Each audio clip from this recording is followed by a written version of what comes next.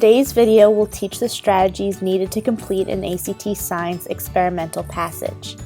After you've identified the passage as experimental, you'll want to follow the subsequent steps. Step 1. Label the questions. Every experimental passage will present you with 2 or more experiments to analyze. Within most questions, there will be a reference to a specific experiment. Before even looking at the passage, circle the reference and write the number of the experiment mentioned next to the question. This process will help you organize the questions, allowing you to jump from question to question based on the experiment to which they refer. In this way, you can focus on one experiment at a time and answer questions efficiently and with more ease. Step 2. Annotate the introduction. Like in data passages, the introduction in experimental passages is still not very important. The focus will be on the experiments themselves, not on a brief description of the topic. Therefore, the following process is very similar to how you would annotate a data passage introduction. Instead of reading the introduction, quickly skim it over looking for italicized words. Underline these words. Next, look for numbers. Numbers are vital for experiments, so circle the numbers. This will help you locate the small details if you ever need to refer back to the introduction. Step 3. Analyze the first experiment. As stated previously, you will work through each experimental passage one experiment at a time. So you will begin by annotating everything under the heading Experiment or Study 1. This includes underlining italicized words, circling numbers, drawing arrows in tables, and reading all axes of graphs. Step 4. Answer all the questions that refer to the first experiment and the first experiment only. Again, labeling the questions previously will make it simpler to locate which questions to answer. Step 5. Repeat steps 3 and 4 with the next experiment. It is important to complete the experiments in order because you will often find that each experiment builds off the one prior. Therefore, you will continue to annotate and answer questions based off the subsequent experiment until you've gone through the entire passage. You can answer all the questions that refer to either all or none of the experiments last. Now we'll turn to an example of an experimental passage from a previous ACT.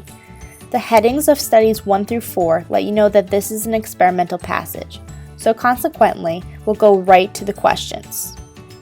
Step 1 taught us to label the questions by looking for references. For example, in the first question, it mentions Study 1.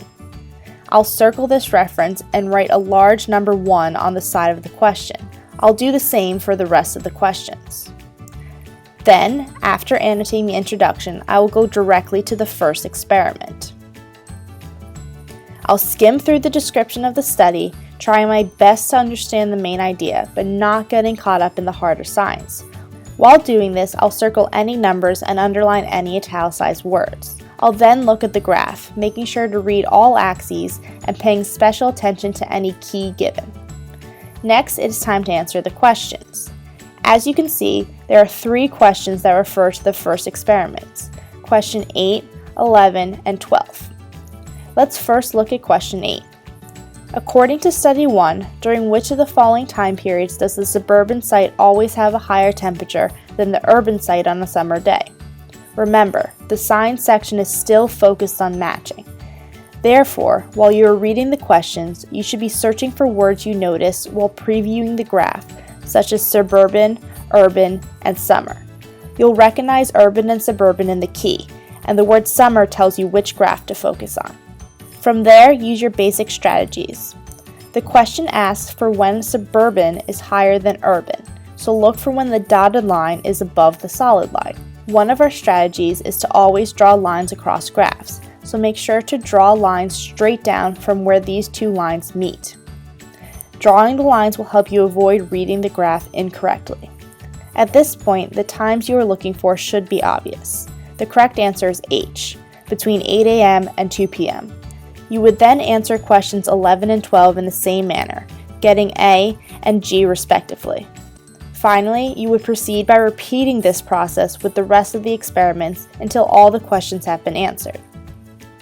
So that was a quick overview of the basic strategies for completing the ACT Science experimental passages. I hope you enjoyed the video and be sure to check out our channel for other helpful strategies and how-to videos. Be sure to go to www.wilsondailyprep.com for more online test prep, including daily SAT and ACT practice questions. Daily practice is the key to testing success.